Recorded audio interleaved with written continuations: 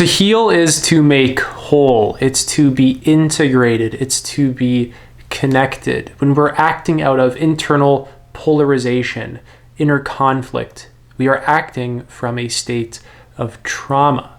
And I help people all the time in my one-to-one coaching to move away from those habitual patterns, those deeply ingrained unconscious patterns that say, I'm not safe, I'm not okay, I need to do this to get my needs met or else something bad's going to happen. I help people all the time to get out of these patterns. To heal is to basically bring awareness to your inner system and function in a way that doesn't involve acting out of inner conflict and internal polarization. So to be wounded is to be internally fractured, and this inner conflict, these inner fractures are suffering fundamentally. So that suffering can be alleviated. And this isn't something that just a small percentage of people experience. No.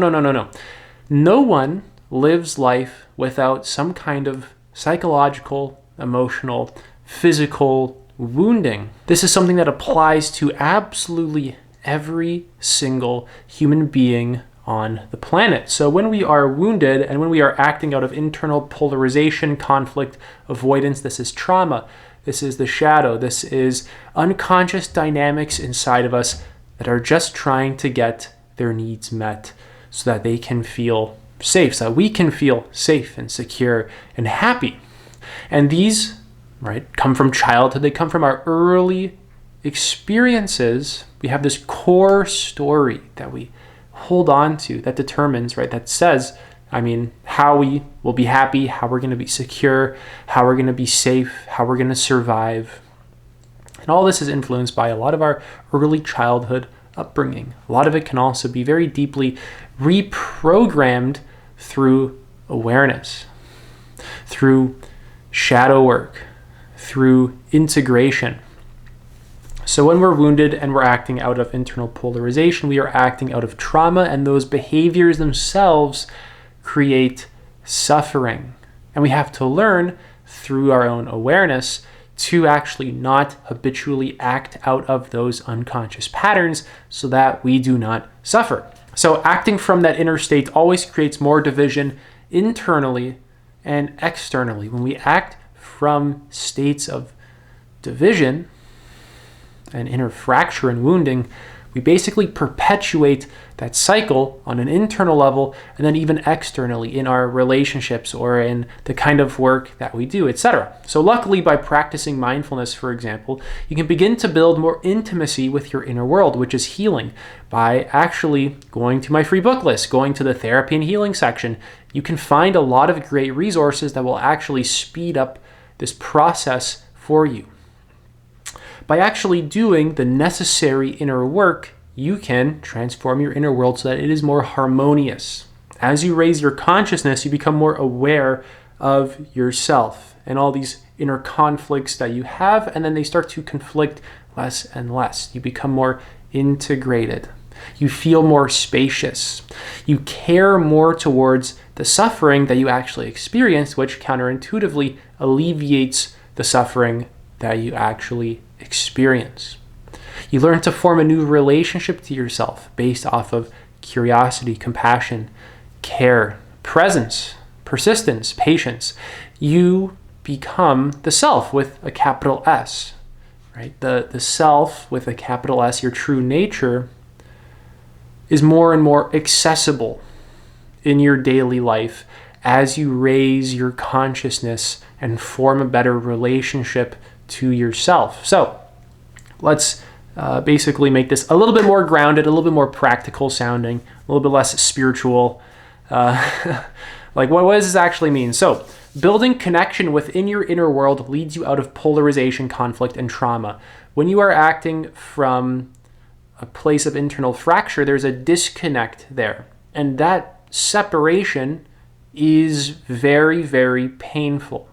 And as we heal these inner splits and divisions, we become more unified, more whole. And that's when our authentic nature can really begin to shine through very, very clearly.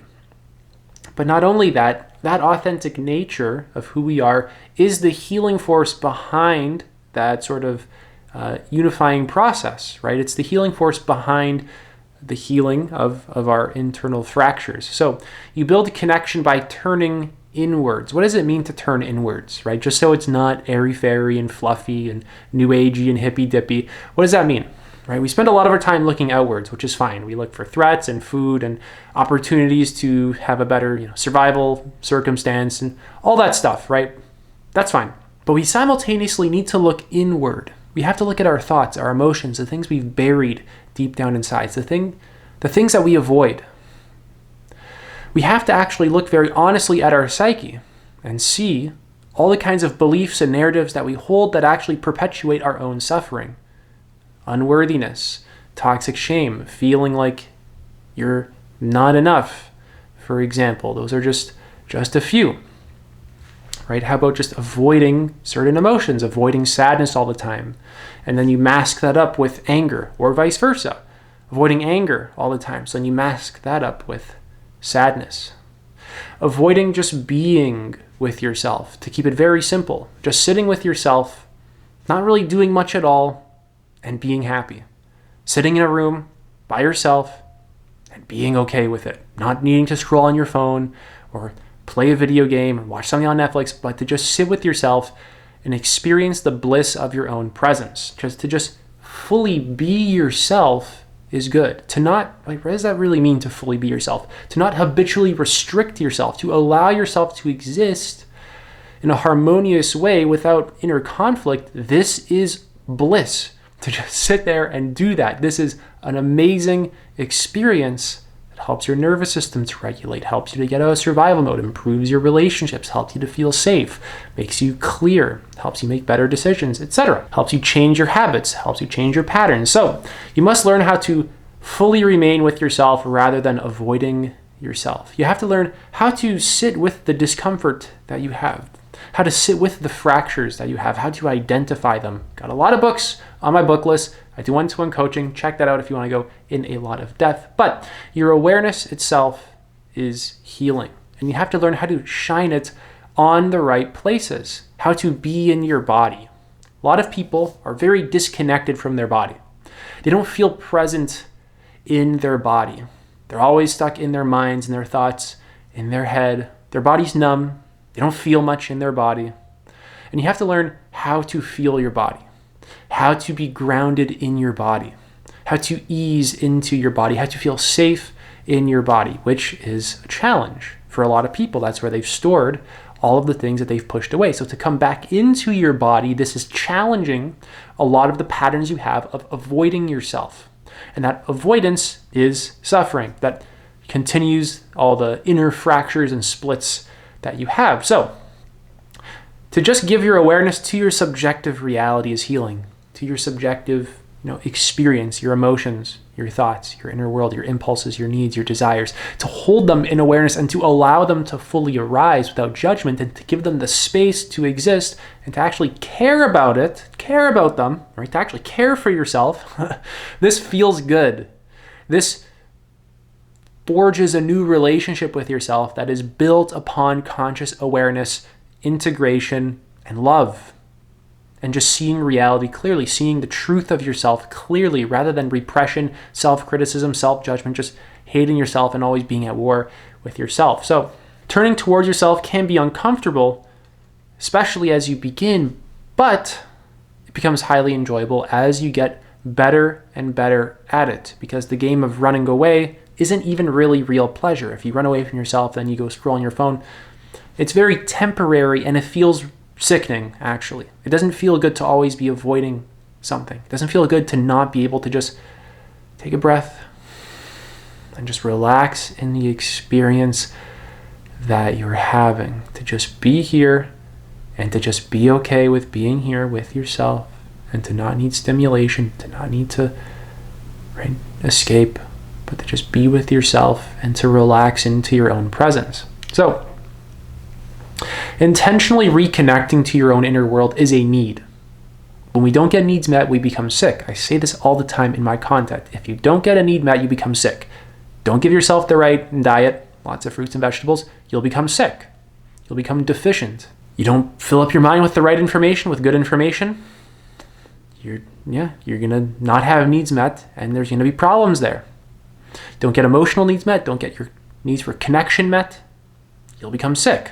There's going to be problems there. The needs don't disappear, they will just become repressed, and then symptoms will arise from that. It's going to be very painful. So, like I said, intentionally reconnecting or just intentionally connecting to your inner world is a need. If you don't do this, you will actually suffer the consequences of not doing that. Just like how if you don't get vitamin C, you're going to suffer the consequences of not getting vitamin C. So when we don't get our needs met, we become sick. Self-actualization and self-transcendence, I'm using that somewhat synonymously with turning inward. These are higher human needs, and they both involve turning our attention towards ourself, exploring our own experience, to be aware of our experience, to form a conscious relationship to our experience, to transcend the ego, to recognize the self as an illusion, to reach our full potential, to challenge beliefs, to process old emotions and traumas and then let them go, to reorganize our sense of self into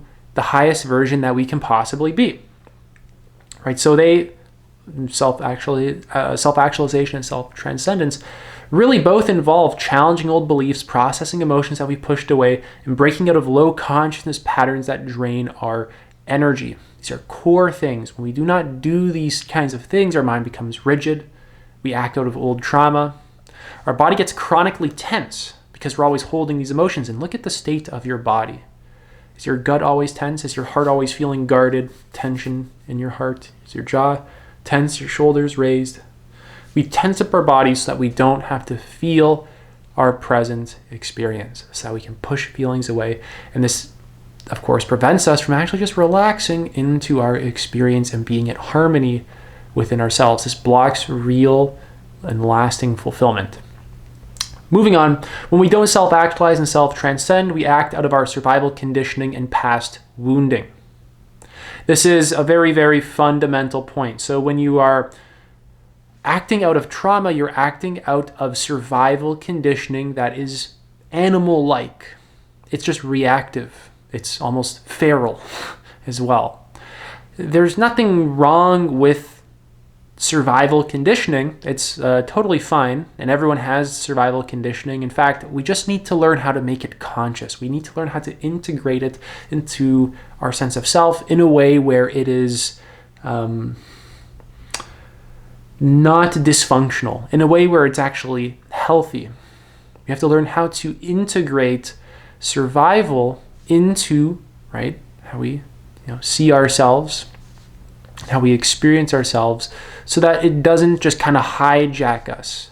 We have to learn the ways in which we survive. How do we get our needs met, right? How does that even form? What kind of, consequences happen as a byproduct to our survival strategies? That's a whole other video, honestly. But just for now, when we don't self-actualize and self-transcend, we act out of our survival conditioning and past wounding. Our survival conditioning, if we're stuck there, is not a fun place to be. I have a previous video on that. If you want to hop out of survival mode, then I'd recommend working with me, working with people in general, right? Finding groups, right? I have one-to-one coaching, I have an online group. Find groups, find people, read resources, do the inner work. 3 to 5 years of very solid inner work will be of tremendous benefit for anyone trying to get out of survival mode, especially if you are doing it correctly, if you're doing the right things. This is all about forming a relationship to yourself that is based upon truth and love, and that pulls you out of survival mode while simultaneously integrating survival mode so that you can still function as a human being and survive, because that's pretty nice. I personally enjoy that. So that's it for this video. If you guys enjoyed, check out my website, subscribe, like, comment, let me know what you think. Thanks for watching.